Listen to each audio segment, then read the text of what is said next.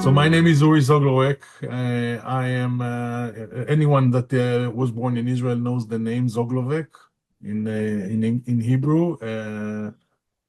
It's basically a meat and puff pastry company. One of the first ones. My grandparents were basically one of Israel founders in that industry. Eventually, that activity became the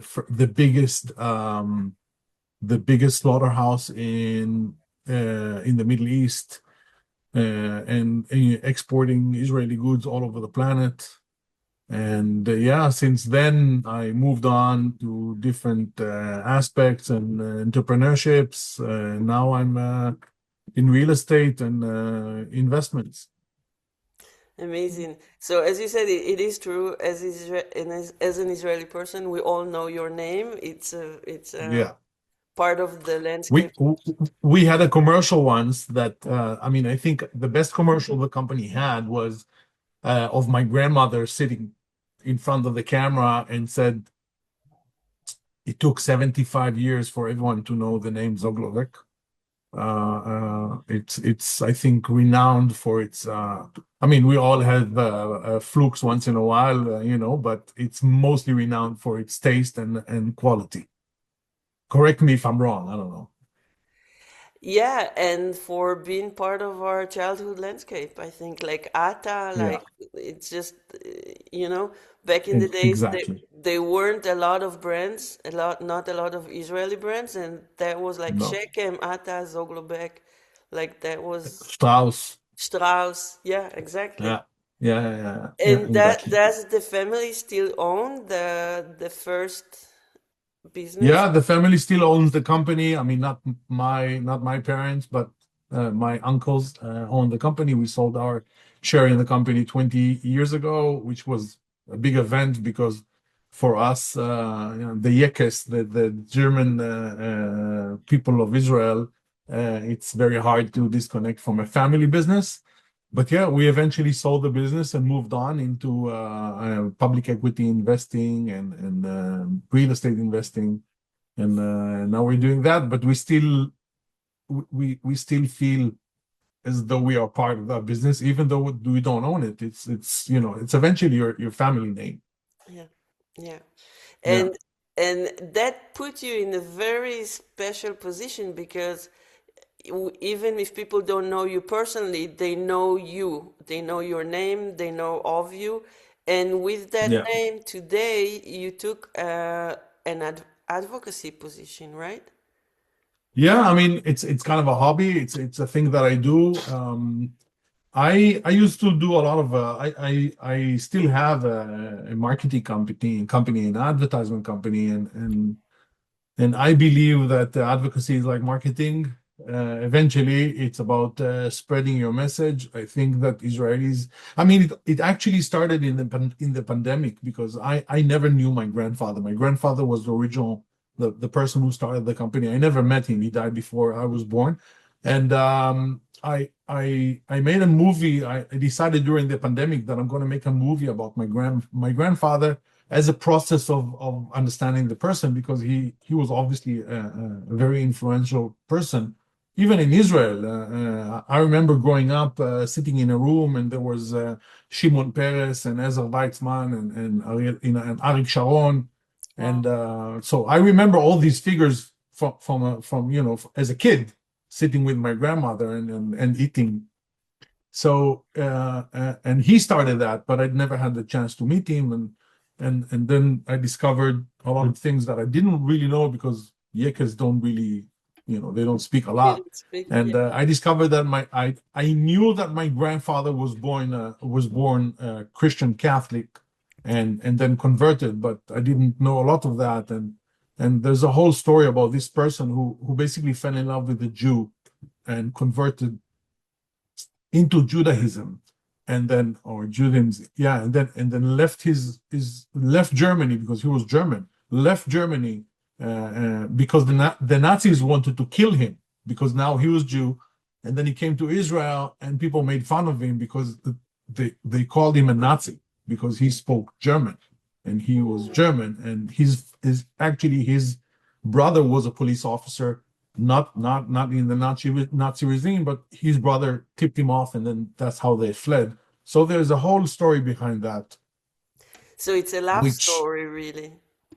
yeah, yeah, yeah, and so I started making that movie, and I mean I still have it. It's an hour and 27 minutes long of the family history, which is more about the time, less about the company. And I yeah, and then I started kind of looking at the Israeli advocacy, and I was saying to myself, we're doing it all wrong. And this is way before the 7th of October and everything. We're doing it all wrong. And then half a year before the 7th of October, the IDF hired me, the Aman, the Israeli intelligence director, hired me to do a big campaign for them. Uh, and so now I find myself sitting inside the Israeli intelligence, which is the biggest unit in the army, and looking at things from inside and realizing that we are if before I thought people don't know what they're doing, now having been there, I was looking at Israeli advocacy and I said, oh my God, we are just doing it all wrong.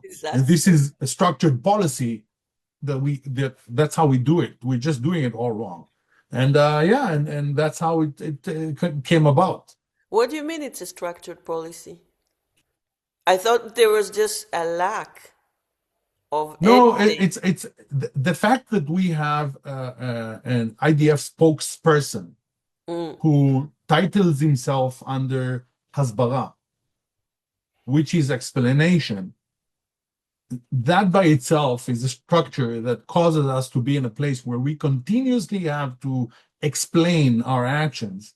Whereas, I mean, it's a different comparison because the US is not in a position where it has to explain itself as the biggest and strongest superpower in the world. But I never saw the US explain what they're doing in Afghanistan or in any mm, country they invaded.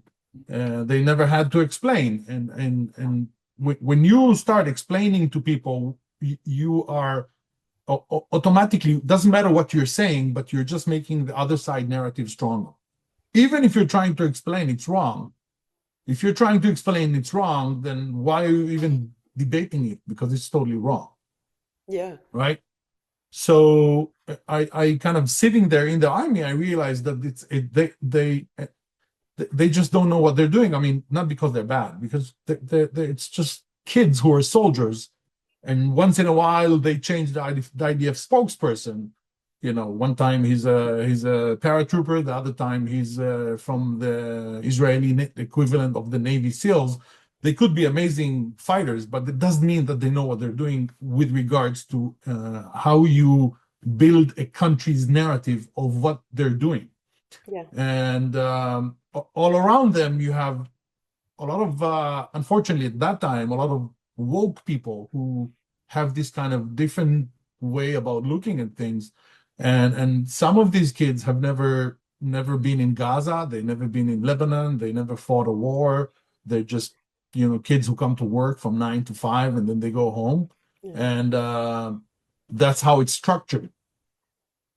And if you want to build a narrative, you need someone who knows the enemy to build a narrative, because you can win or lose a war just with narrative, and that's what we're actually. I mean, now we're kind of winning a little bit more, but if you want to win a war, you first. The Soviets have done it amazingly. They have a whole policy about how to destabilize countries, and they've been active at this since the late 50s. Yeah, we Yeah. had last week we had Ukraine journalist, and she said that we're actually fighting Russia because the whole war that the Arab are propagating is the Russia narrative. My way of looking at it is very simple. I believe that at one point, um, I mean, I don't have any factual evidence to everything that I'm going to say. It's my opinion based on what I've seen. I think that at one point Russia, probably it was probably Russia, China, and the Iran, I mean, I hate saying extreme Islam, but the Muslim ideology kind of all combined, and they realized that they can't win an armed war against Israel or the US. And what they did is they started implementing this destabilization technique where you go into a country and you destroy it from the inside, Yeah. and bringing in all kind of crazy ideologies. And there's evidence that Columbia University has been active since the late 60s in propagating communist ideologies. The word politically correct is basically a Nazi or communist. I mean, depending what year you look at it, it's a communist idea where you have to be what you're saying has to be aligned with the politics, Mm. either with a communist or with a Nazi at that time. So this whole idea of how do we attack it, and we continuously try to break it apart, to take what the enemy is saying and kind of show, okay, the reason what you're saying is wrong is because blah blah blah, but you're basically doing is making him right. Yeah. You're amplifying his position by trying to argue with it instead of just Yeah, saying. exactly. But what would be the Exactly. alternative then? How would you? This is a little bit like the Adam Lewis Klein discussion that we had. Do you know him from the Yeah. anti-Zionism? Yeah, so Yeah. he was here like a few weeks ago and he said something similar. It's like, don't answer, don't explain, don't fact. Let's No. we're not the fact checker of the Arab narrative, like of the anti-Zionist narrative. Then what would be the reaction that you would propose, like suggest? I mean, I'm a big, strong believer that the best defense is offense. So if someone who's is saying, "Oh my God, what are you doing in Lebanon?"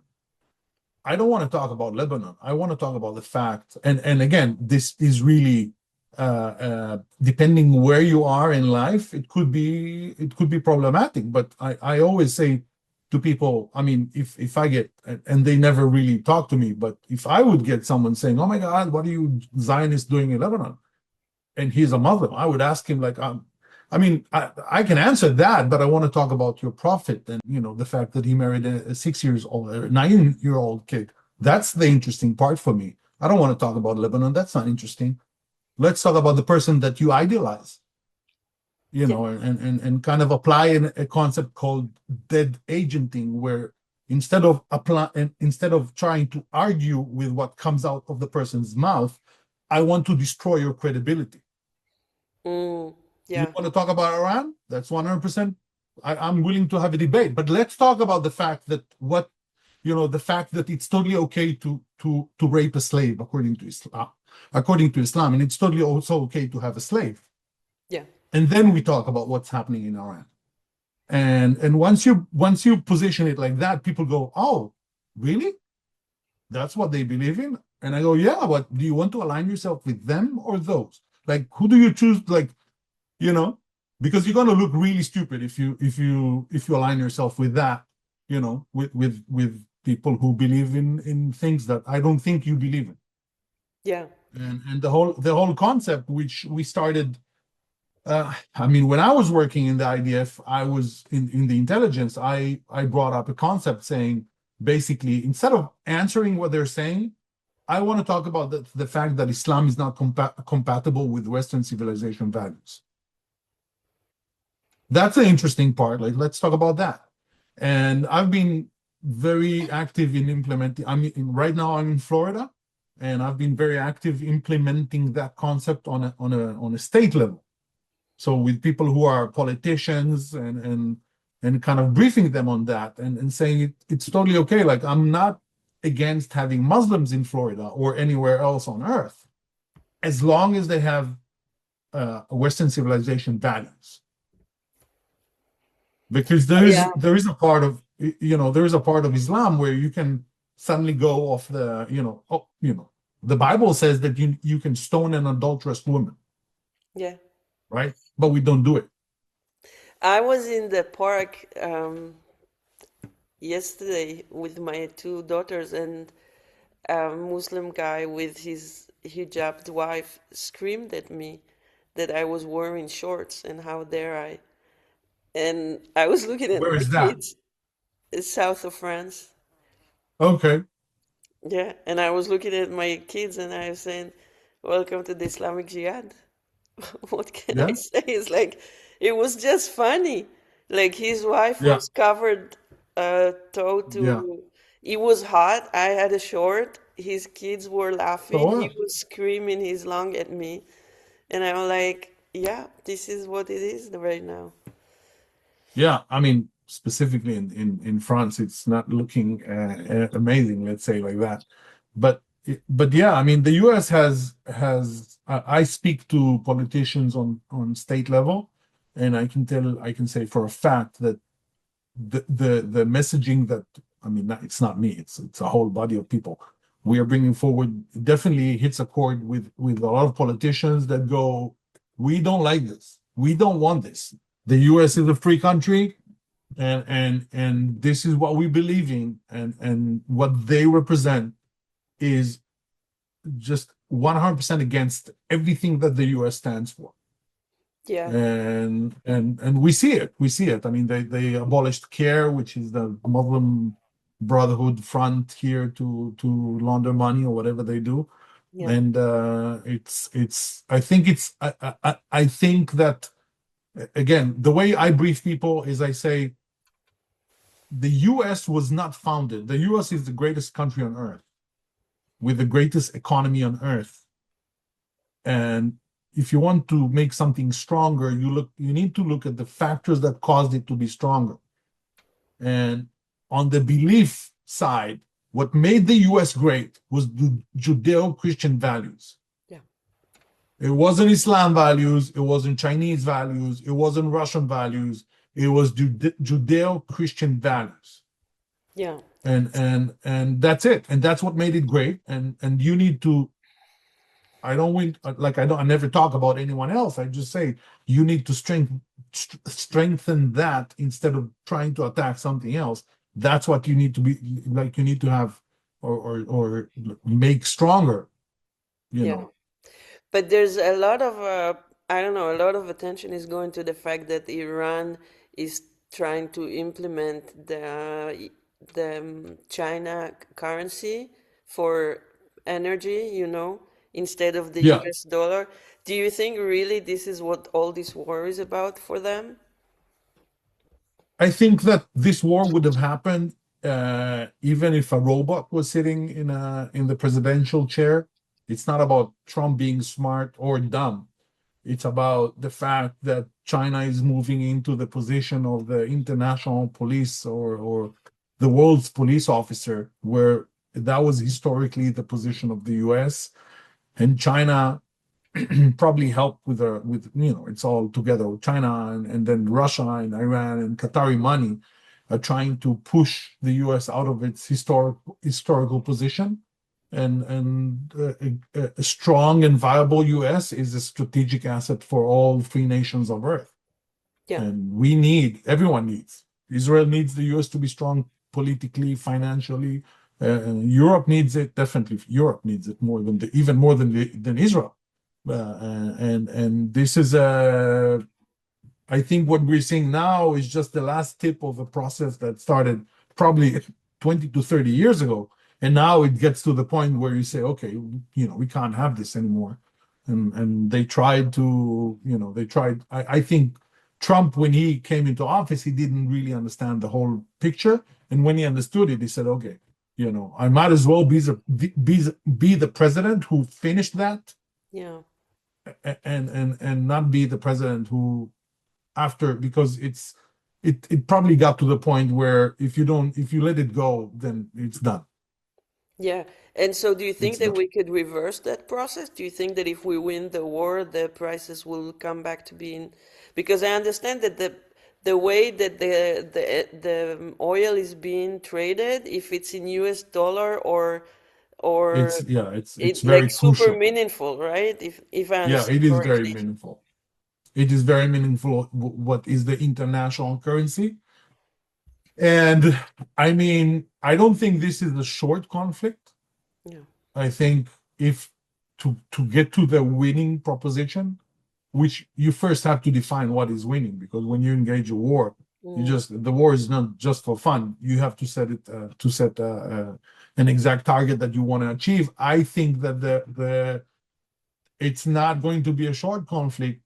The first point is opening the Hormuz channel, where 25 of the world's gas and oil and 30% of the world, and people don't talk about that enough, 30% of the world fertilizers go through. mm, And if these fertilizers don't go through, then next year the World Health Organization will have to announce a world famine. really? Yes, and so corn, wheat, and some other crops are very, very influenced by the amount of fertilizers that you have at hand, and so that's just fertilizer, not even the oil price. But yeah, right now Iran has a ghost fleet of about 1,500, so 1,500 different tankers, which sums up to about, per what I understand, over 700 million barrels a day that they are selling off, and with against the sanctions and everything. And if you don't handle that, then basically, I mean, eventually it's China that is behind. I believe China is behind all of this, uh, and eventually China will get to the point. I mean, first of all, if Iran gets to the point where it's nuclear, now you can't engage in war. You know, they can always push a button, Yeah. and Iran is double the size of Texas, and they can kill their own people. They don't really care. We Yeah, all they know don't that. care. Yeah. They don't care about that. So I think it's very crucial to win it. The question is, winning probably has multiple stages: opening up the Hormuz channel, getting rid of the IRGC, weakening China dramatically, and probably even more than that. So no one is talking about that, about weakening China dramatically. This is it kind of like, There's actually a Saudi podcaster who does a podcast in Arabic who does speaks about that, and it's okay, funny because he speaks about that, but I mean, if you look at Piers Morgan, no one speaks about it, right? Because yeah, it's not fun to talk about that. It's yeah, fun to always talk about how the strongest, you know. It's always easy to say, oh, the U.S. comes in and kills everyone because you are like the big strong boy, the bully. Everyone wants to talk about the bully, but as you know, they like to frame Israel as a bully because we come into Gaza and we destroy everything. But I mean, look at what happened before that. yeah. And anyone that has been in Gaza knows what's going on there. So in order to have that win that is kind of like cross country, how can we come together and who are candidates at being our allies in that win? Because obviously we can't do this alone. So there's the US, there's Israel. Who else can we bring with us, do you think, in order to win? I mean, uh, I mean, definitely Europe has to be an ally where we kind of, I think Europe has gone a little bit too further down the rabbit hole. If you look at what the Spanish Prime Minister saying that U.S. Can't land, U.S. airplanes can't land in Spain and all that. Europe has been. I was at a lecture in 1997 by Colonel Uri Sagi. Uri Sagi was a colonel or general, I don't know. But he was the head of Amman, the head of the military intelligence. And he said at that lecture, 1997, I left the army. He said in 30 years' time, one country in Europe is going to be fully Muslim. We don't know yet who it is. It's either Holland, the Netherlands, or some other country. So he already said that way back then, and we see the process. This is the infiltration. Yeah. And You so know. we see that in Spain, like in Barcelona, they have the 11th district. I saw that you talked with Ariel Averbourg from the Sword of Gideon Yeah, about what's the infiltration in the cities. And so we saw like we work with people from Barcelona, and we see that the city actually gave 1 million euro and a half to Gaza, which is basically to Hmm. Hamas, just this year. Yeah, And they give 400,000 yearly. And they created this fake district. They have 10 districts in Barcelona, and they created the 11th district just as a way to funnel money to Hamas. And exactly. this is happening, and it's like out in the news, and you see the people from the district, the fake District 11, going to Susan Sarandon in Hollywood and giving her a pin of the District 11. It's like, and she's like, Yeah. "Oh, that's so pretty, such a good idea."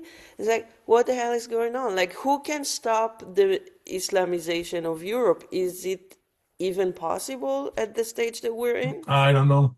I don't know. I think I read a great book by the amazing Douglas Murray called The Strange Death of Europe. And I tend to agree with the fact that Europe is kind of gone. It will take, Dr. Mordechai Kedar said that it will take 8 generations of 8 kids per family to reclaim Europe. And I don't Mm. see Europeans making like having 8 kids a family. I think that Europe is mostly kind of gone. My opinion about these things is that sometimes escalation is probably the best scenario out of it. So if they want like a Muslim, I don't know, prime minister, let them have it and see how it goes, Mm. and then they will have a problem. Sometimes the best route out of a situation is just to escalate it instead of saying, "Oh my God, you're so wrong," making them stronger. Just let them do whatever they want. I'm not saying that you shouldn't fight it. You should definitely fight it and highlight how it's looking. Like Mamdani, in New York wants to pass this new law that people will need to inheritance something crazy, something like right now it's a different law, and they want to pass it, basically kicking all the wealthy people, even not the wealthy, the middle class people out of New York. Um, and it's a crazy world, but it's there. And what are Europeans going to do? Kick out all, some of these people have they have citizenships. When I was working when I was for a certain time working doing some project with internal security with Shabak, and one of a very senior officer told me that he said that was 3 years ago. He said in 5 years' time you're going to see concentration camps in Europe, but this time it will be filled with Arabs. What? What do you That's mean? what he said. I think he meant that once this will really become really a bad situation, Europeans will go back to their kind of, in a way, it's a default, being fascists. You know, kind of that area of the world is where fascism and communism and Nazism came from, and they will kind of go back to their basics and just say, okay, we saw it doesn't work, let's kick everyone out. And if you suddenly like an ISIS page, a Facebook, whatever it is, we can automatically kick you out and throw you somewhere.